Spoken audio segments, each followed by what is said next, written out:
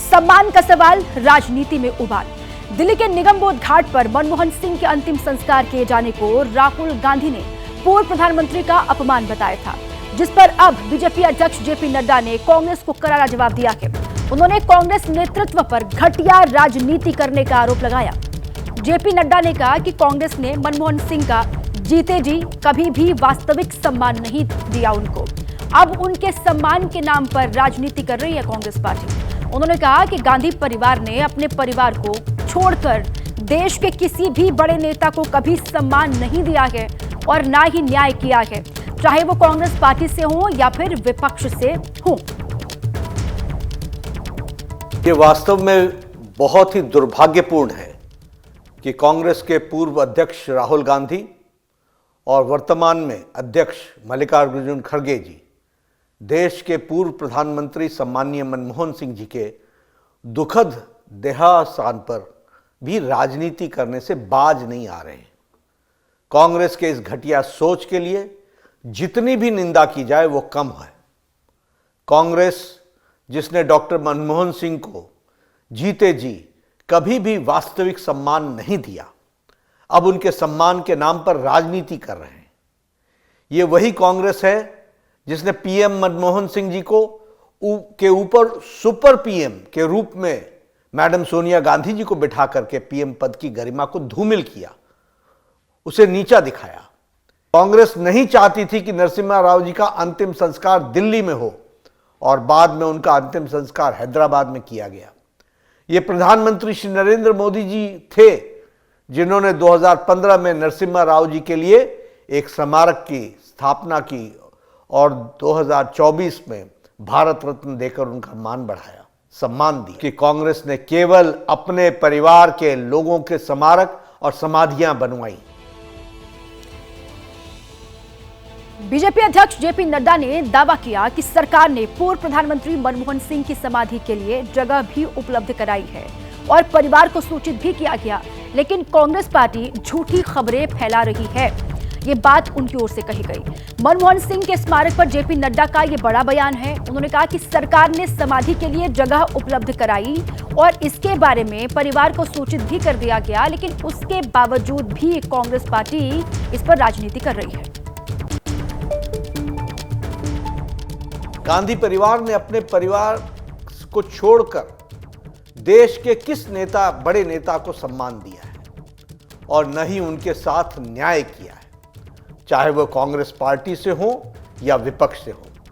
चाहे वो पूर्व प्रधानमंत्री आदरणीय मनमोहन सिंह जी की समाधि के लिए आदरणीय प्रधानमंत्री श्री नरेंद्र मोदी जी के नेतृत्व में सरकार ने जगह भी दी और परिवार को, फिर भी कांग्रेस झूठी खबरें फैला रही है। कांग्रेस पार्टी ये सवाल उठा रही है कि पूर्व पीएम मनमोहन सिंह का अंतिम संस्कार वहां क्यों नहीं हुआ जहां देश के अधिकतर पूर्व प्रधानमंत्रियों की समाधि है। कांग्रेस इसे मनमोहन सिंह का अपमान बता रही है। वहीं बीजेपी का कहना है कि कांग्रेस पर झूठी बयानबाजी कांग्रेस पार्टी कर रही है।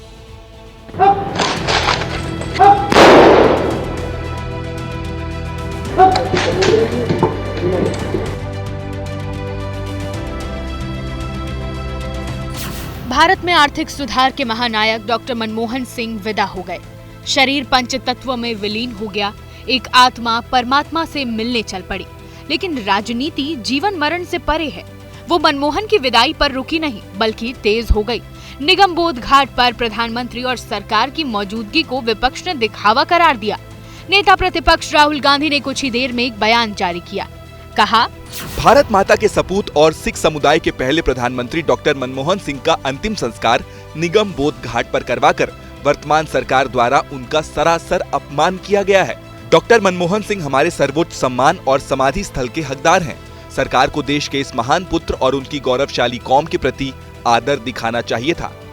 राहुल गांधी ने साफ कर दिया कि कांग्रेस डॉक्टर मनमोहन सिंह को राजनीति में जिंदा रखेगी। उनकी अंतिम विदाई पर अंतिम विवाद के तौर पर ही सही। राहुल गांधी ने बोलने में वक्त लिया, लेकिन निगमबोध घाट पर अंतिम संस्कार को मनमोहन सिंह का अपमान बताने वाली बयानबाजी कल ही शुरू हो गई थी। अंतिम विदाई के वक्त तो ये राजनीति अपने पीक पर थी। ये सरकार मुहैया नहीं करा पाई 36 घंटे में उनके स्मारक बनने का स्थल। मुझे इनके नीत पर, नियत पर और घटियापन पर तकलीफ। मौत के बाद सियासत नहीं होती। एक हिंदुस्तान का 2% जो लोग हैं हम, उनका प्राइम मिनिस्टर बना और बदकिस्मती से राजनीति बीजेपी कर रही है। सिख समाज से आने वाले भारत के एकमात्र प्रधानमंत्री हैं डॉक्टर मनमोहन सिंह जी। डॉक्टर मनमोहन सिंह जी के अंतिम संस्कार की जगह देने के लिए तैयार नहीं है। ये भारतीय जनता पार्टी की सोच है। कांग्रेस और दूसरे विपक्षी नेताओं का जोर दो शब्दों पर दिखा। पहला, पूर्व प्रधानमंत्री का अपमान, दूसरा एक सिख अपमान। 84 के सिख दंगे में घेरे जाने वाली कांग्रेस, जिसके लिए सिख पीएम ने सारे सिखों से माफी मांगी थी, वो कांग्रेस इस अंतिम संस्कार को सारे सिखों का अपमान बताकर नैरेटिव पलटने की कोशिश में दिखी। वो सबसे पहले मैं कहती हूँ सिख कौम के पूरे देश के पहली प्रधानमंत्री रहे। सरकार की इच्छा शक्ति होती तो बिल्कुल डॉक्टर मनमोहन सिंह जी को जो सम्मान के हकदार थे वो हक उन्हें मिलना चाहिए था। इंसान चला जाता है ना, तो उसके साथ कोई बैर, कोई दुश्मनी सब मिट जाता है। लेकिन यहाँ पे भी राजनीति चल रही है कि अगर अटल जी का संस्कार होना होता और कोई कहता कि राजघाट पे नहीं होगा, वहाँ मॉन्यूमेंट नहीं बनेगा, कैसा लगता?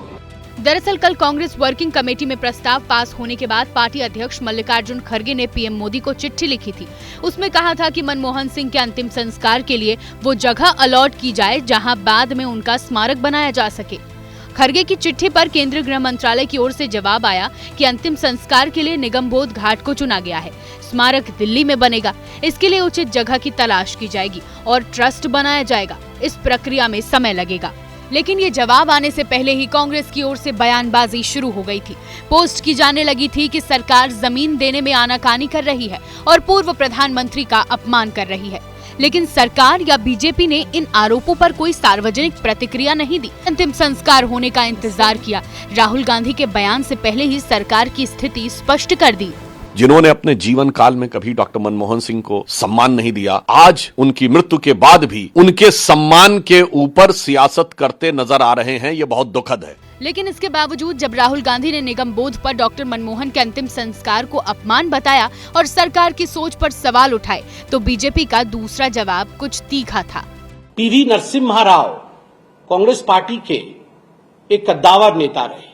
जब उनका पार्थिव शरीर कांग्रेस पार्टी के मुख्यालय के गेट तक आता है तो गेट खोली नहीं जाती है और कांग्रेस पार्टी की, मैं कहूंगा, केवल अध्यक्षा नहीं, कांग्रेस पार्टी जिस परिवार के अधीन है, सोनिया जी ने स्पष्ट रूप से मना किया कि किसी भी कीमत पर नरसिम्हा राव की बॉडी कांग्रेस के चौखट के अंदर नहीं आनी चाहिए। आरोपों का द्वंद चला तो अतीत की बातें भी निकल आई। बड़ा सवाल था कि जो बीजेपी पूर्व प्रधानमंत्री नरसिम्हा राव के अपमान पर कांग्रेस को बार बार घेरती है, कल वही बीजेपी क्या जवाब देगी कि मनमोहन सिंह के लिए उसे दिल्ली में 2 गज जमीन भी नहीं मिली। लेकिन इस पर आज 2 और बयान आए और दोनों ही कांग्रेस पर सवाल उठाने वाले थे। एक पूर्व प्रधानमंत्री नरसिम्हा राव के बेटे NV सुभाष का और दूसरा पूर्व राष्ट्रपति प्रणब मुखर्जी की बेटी शर्मिष्ठा मुखर्जी का। सुने। और कांग्रेस पार्टी के अध्यक्ष श्रीमती सोनिया गांधी के हुक्म से नरसिम्हा राव जी का बॉडी तेलंगाना को भिजाया था और जितने भी अवमान किया, जो उनका बॉडी, नरसिम्हा राव जी का body all India Congress party का अंदर भी आने नहीं दिया, ताकि प्रणब मुखर्जी खाली देश के प्रेसिडेंट नहीं थे, वो तो 5 साल प्रेसिडेंट रहे। उससे पहले 45 साल तक वो कांग्रेस की एक स्टॉलवर्ड लीडर रहे। तो ऐसे एक व्यक्ति की निधन होने का बाद CWC कोई कॉन्डोलेंस मैसेज ये पास नहीं करेगा, तो ये बात का मुझे बहुत दुख हुआ। हालांकि बीजेपी के बचाव में ऐसे भी तर्क सोशल मीडिया पर चल रहे हैं कि प्रधानमंत्री ने डॉक्टर मनमोहन के निधन पर शोक संदेश में देर नहीं की थी। 7 दिन का राष्ट्रीय शोक भी घोषित किया। मनमोहन को श्रद्धांजलि देने उनकी पूरी सरकार पहुंची। निगमबोध घाट पर भी पूरी सरकार थी और उतने ही शोक में है जितना दुख मनमोहन के जाने से कांग्रेस को है।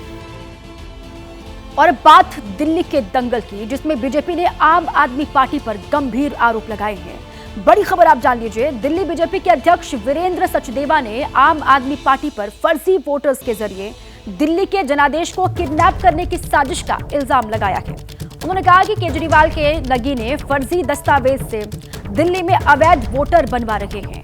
वोटर लिस्ट में फर्जी नए वोट जोड़े जा रहे हैं। दिल्ली सरकार एक वर्ग विशेष के अवैध वोटर बनाने का काम कर रही है और बीजेपी इसकी शिकायत चुनाव आयोग से करेगी।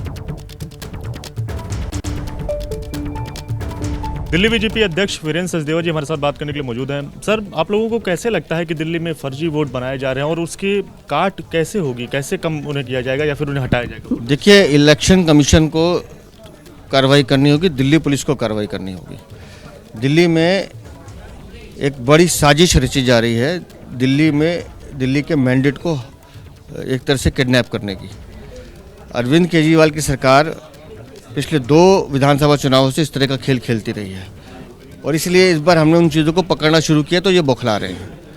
आज भी हमने 6 लोगों को बिठाया, 6 के 6 लोग हिंदू परिवारों के लोग हैं और वो इलेक्शन कमीशन का जो BLOs आ रहा है उसको बता रहे हैं कि भैया हमारे घर में एक भी मुस्लिम नहीं है, हम 5 प्राणी रहते हैं या 7 प्राणी रहते हैं, ये 60 वोट कैसे बन गए?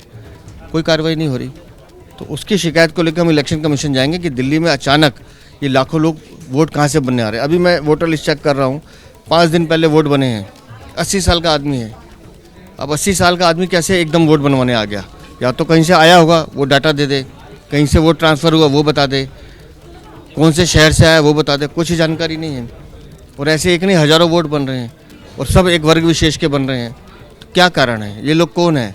तो दिल्ली की सुरक्षा को भी खतरा है और अरविंद केजरीवाल जो घिनौना खेल खेल रहे हैं दिल्ली विधानसभा चुनाव जीतने का, दिल्ली की जनता इसका माकूल जवाब देगी इनको। अरविंद केजरीवाल की ओर से या फिर उनके नेताओं की ओर से लगातार ये कहा जाता है कि बीजेपी की ओर से जी उनके जो वोट हैं वो काटे जा रहे हैं। आप लोग इस तरह के दावा पेश करते हो तो इसमें कहीं ना कहीं नुकसान तो जनता को। तो इलेक्शन कमीशन ने भी FIR दर्ज की है, 4 लोग पकड़े हैं। जाली दस्तावेज, जाली आधार कार्ड, जाली वोटर कार्ड, जाली बिजली का बिल, ये सब कहाँ कौन बना रहा है? ये अरविंद केजरीवाल के जो नगीने हैं ना विधायक, जिनके कार्यालयों में ये काम हो रहा है, जिसका मैंने दिखाया था कि शेड्यूल का सर्टिफिकेट भी बना रहे हैं, ये लोग वो कर रहे हैं। दिल्ली में अवैध दस्तावेज बनाकर अवैध मतदाताओं को बनाने का गंदा काम अरविंद केजरीवाल की सरकार कर रही है। शीत युद्ध का श्वेतकाल यानी बर्फबारी, बारिश और शीतलहर का जबरदस्त कहर, ये सफेद संकट दिल्ली से लंदन तक लोगों को दहला रहा है। पूरी कहानी थर्रा देने वाली है।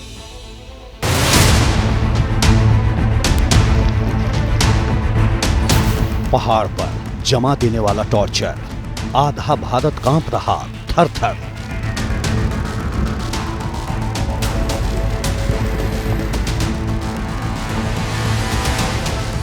कश्मीर में सफेद कोहराम, डल झील बना बर्फिस्तान।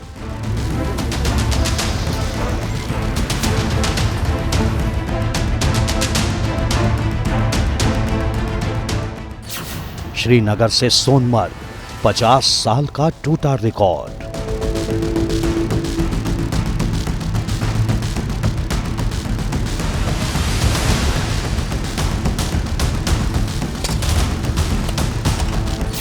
उत्तराखंड में डबल मुसीबत, बारिश और बर्फबारी का संकट।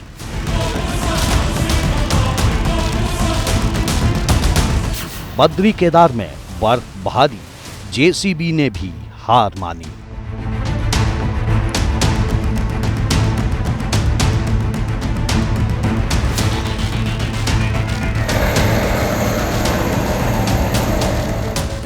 हिमाचल में हिम अटैक, सड़कें गायब, हाईवे ठप।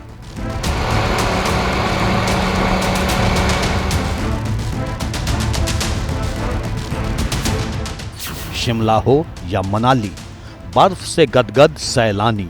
बल्ले बल्ले जसूदी, बल्ले बल्ले बल्ले बल्ले जसूदी, बल्ले बल्ले। पहाड़ पर गिरता पारा, शीत लहर ने मारा।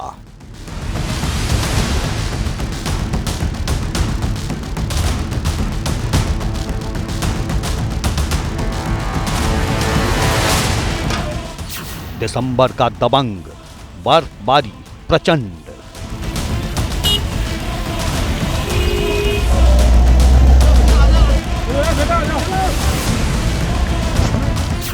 शीत युद्ध का श्वेत काल।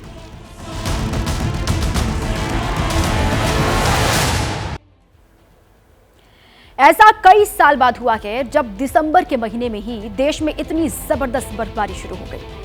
मौसम की ये उल्टी पुल्टी चाल क्या कहती है? नए साल से पहले ये कुदरत का संदेश है या फिर संकेत?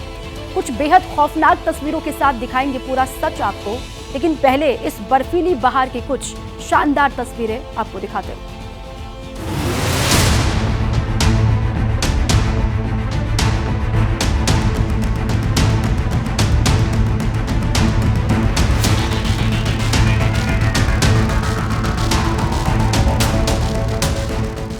ये हिंदुस्तान है या बर्फिस्तान कहना मुश्किल है, पर पहाड़ों पर हो रही धुआंधार बर्फबारी ने धरती पर स्वर्ग का नजारा दिखा दिया है।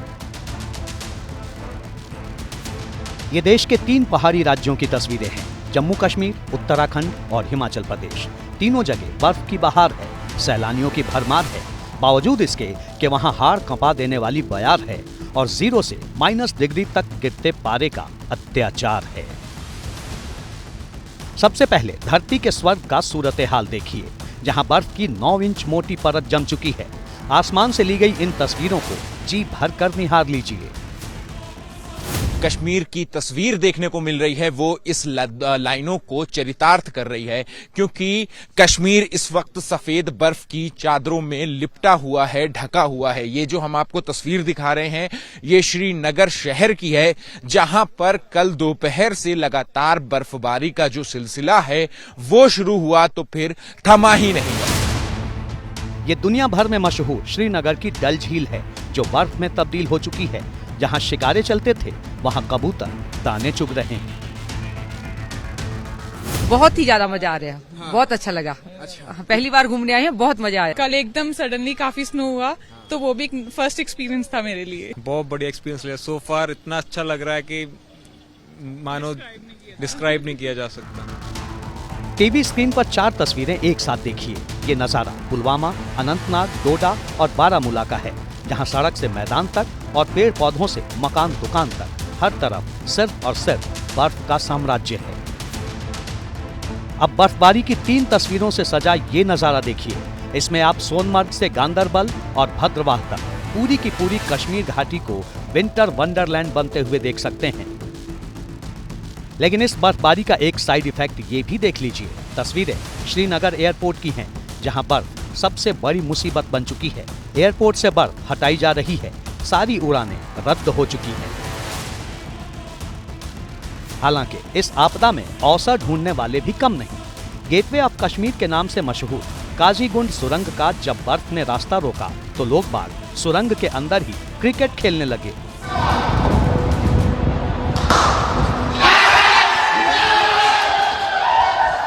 एसेंशियल सर्विसेज, खासकर बिजली को लेके जल्द से जल्द जहाँ जहाँ बिजली में कट आया है बिजली रिस्टोर हो। मैंने बाकी तमाम इलाकों का जो है जायजा लिया। शिमला वालों ने तो दिसंबर के महीने में ऐसी बर्फबारी शायद ही कभी देखी हो। नारकंडा में इतनी बर्फ गिरी कि बस फिसल गई। स्नो ब्लोअर काम पर लगा, तब कहीं जाकर गाड़ियों को रास्ता मिला।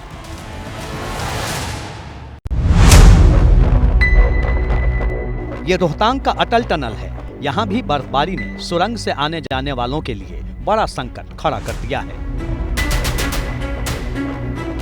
जो हिमपात है या बर्फबारी है वो काफ़ी ज़्यादा बढ़ने वाली है। इनफैक्ट हमें कुछ एक स्थानों पर इन सारे जिलों में भारी बर्फबारी भी देखने को रात के समय और सुबह के टाइम देखने को मिल सकती है। अब आपको दिखाते हैं केदारनाथ की ये बर्फीली तस्वीरें। लगातार गिरती बर्फ से केदार धाम में 2.5 फीट तक बर्फ जमा हो चुकी है। नंदी भगवान भी बर्फ में ढक चुके हैं। अब यमुनोत्री धाम के भी दर्शन कर लीजिए। यहाँ अब तक 2 फीट से ज्यादा बर्फ गिर चुकी है और जिसका जयगान सीएम पुष्कर सिंह धामी ने भी किया है। देवभूमि की दिव्य सुंदरता देखिए। औली जोशी मठ हो या पर्यटकों की पसंद चकराता और चमोली, हर तरफ बर्फ की बहार है। पहाड़ों पर लगातार बर्फबारी और बारिश से दिल्ली एनसीआर समेत पूरा उत्तर भारत भयानक शीतलहर की चपेट में है। इंटेंस वेस्टर्न डिस्टर्बेंस पश्चिम विक्षोभ हमारे नॉर्थ इंडिया तक आई थी। ये बहुत इंटेंस मतलब काफ़ी डीप था। आपका 20 डिग्री से नीचे साउथ में आ गया था और अरेबियन सी से बहुत मॉइस्चर खींचा था। पूरा नॉर्थ, सेंट्रल और वेस्ट इंडिया में हुआ है। तो वेस्टर्न डिस्टर्बेंस की वजह से अभी अगले कुछ दिनों तक न तो बर्फबारी और बारिश थमने वाली है और न ही शीतलहर। ऐसे में नए साल के जश्न पर भी इसका असर पड़ना लाजमी है। करीब 2 लाख लोग अपने अपने घर में कैद हैं। बिजली की सप्लाई बंद पड़ी है और नल में आने वाला पानी जमकर बर्फ बन चुका है। चौंकिए मत, क्योंकि ये हिंदुस्तान की कहानी नहीं है, लेकिन जो आज बाल्कन देशों में हो रहा है, जो कल ब्रिटेन में होने वाला है, वो जानना बेहद जरूरी है। क्योंकि मौसम का क्या, वो तो कभी भी सरहद को लांघकर किसी को भी अपना शिकार बना सकता है। ये पूरी रिपोर्ट आप देखिए और सोचिए।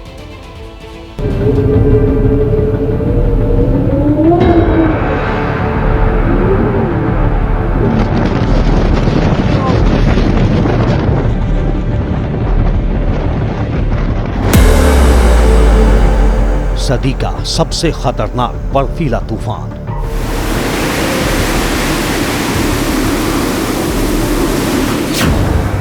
दुनिया के 7 देशों में तूफान से कोहराम।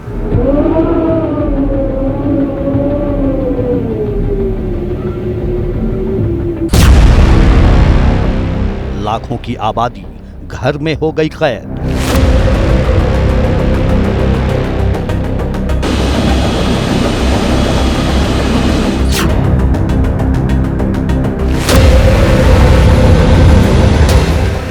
जब एक साथ कई देश बर्फ के समंदर में घिर जाएं, लाखों करोड़ों की आबादी घर में ही बंधक बन जाए,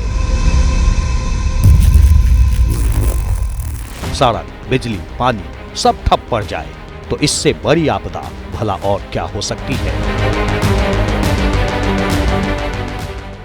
रोंगटे खड़ी कर देने वाली ये तस्वीरें देखते जाइए। सड़कों पर कई फीट मोटी बर्फ, हरे भरे पेड़ सफेद हो गए। सड़क किनारे खड़ी गाड़ियां सरेंडर कर चुकी हैं। मकान, दुकान, मोहल्ले, बाजार सब बर्फ के हवाले हो चुके हैं। कुदरत के इस कहर ने किसी को नहीं बख्शा, मैदान और बर्फिस्तान का भेद मिटा दिया।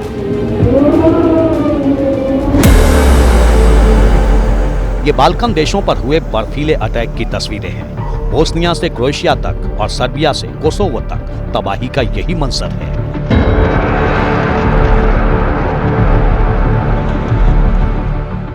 यूरोप के नक्शे पर समझिए, सबसे नीचे नॉर्थ मैसेडोनिया, उसके ऊपर कोसोवो, उसके ऊपर मोंटेनेग्रो, सर्बिया, पश्चिम में बोस्निया, क्रोएशिया और उसके ऊपर स्लोवेनिया। इन तमाम देशों में बर्फीले तूफान ने बर्बादी की नई कहानी लिख दी है।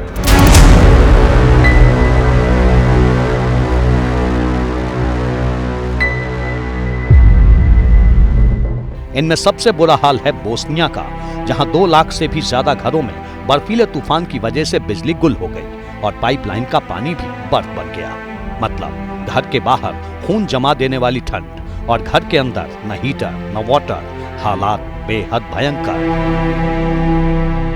सड़कों पर जो वाहन हैं वो पूरी तरह से जम गए हैं, रुक गए हैं, चल नहीं पा रहे हैं, जिससे आवागमन जो है वो ठप पड़ गया है। विद्युत उत्पन्न करने वाले संयंत्र हैं, उन पर प्रभाव पड़ा है और लगभग बोस्निया हर्जेगोविना के 2.5 लाख लोग इस शीत ऋतु के तांडव में बिना इंटरनल हीटिंग के अपने घरों में जीवन व्यतीत कर रहे हैं। बाल्कन देशों में आए इस बर्फीले तूफान से सड़कों पर 3 फीट तक बर्फ जम गई। सड़क, हाईवे, रेल सर्विस सब ठप हो गए।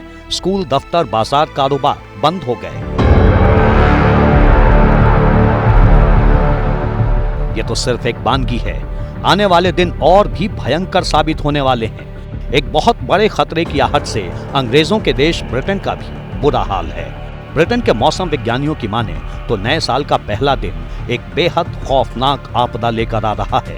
ब्रिटेन के वेदर मैप के मुताबिक 1 जनवरी को वहां ऐसा स्नो बम फटने वाला है जिसकी चपेट में लाखों लोग आ सकते हैं। इस दौरान ब्रिटेन के दर्जनों इलाके बर्फ से ढक जाएंगे और तापमान इतनी तेजी से गिर जाएगा कि जीना मुश्किल हो जाएगा। ये एक बेहद खतरनाक बर्फीला तूफान है। बहुत तेजी से इस दौरान बर्फबारी होती है। ठंडी तूफानी हवाओं का कहर झेलना पड़ता है। तेजी से तापमान गिर जाता है और हवा के कम दबाव की स्थिति होती है। स्नो बम फटता है तो पूरा का पूरा इलाका बर्फिस्तान बन जाता है। खून जमा देने वाली ठंड पड़ती है और तापमान 0 से कई डिग्री नीचे चला जाता है। ब्रिटेन में नए साल का पहला दिन यही तूफानी तोहफा लेकर आ रहा है। अब ये जान लीजिए कि ब्रिटेन में फटने वाला स्नो बम कितना खतरनाक है। यह स्नो बम 1 जनवरी 2025 की सुबह 6 बजे फटेगा। इस स्नो बम का दायरा होगा करीब 800 मील यानी 1287 किलोमीटर। इस दौरान हर घंटे 1 सेंटीमीटर की रफ्तार से बर्फबारी होगी और बर्फ से करीब करीब पूरा दक्षिणी ब्रिटेन ढक जाएगा और तापमान -8 डिग्री तक गिर जाएगा। स्नो बम का संकट कितना गहरा है इसे ब्रिटेन के मैप पर समझिए। लंदन समेत Oxford, Birmingham, Cardiff, Plymouth, Norwich और डोवर जैसे दक्षिणी ब्रिटेन के बड़े शहर स्नो बम का कहर झेलेंगे। नॉर्थ की ओर बढ़ें तो स्कॉटलैंड, एबरडीन और इनवर्नेस जैसे शहर स्नो बम के निशाने पर होंगे।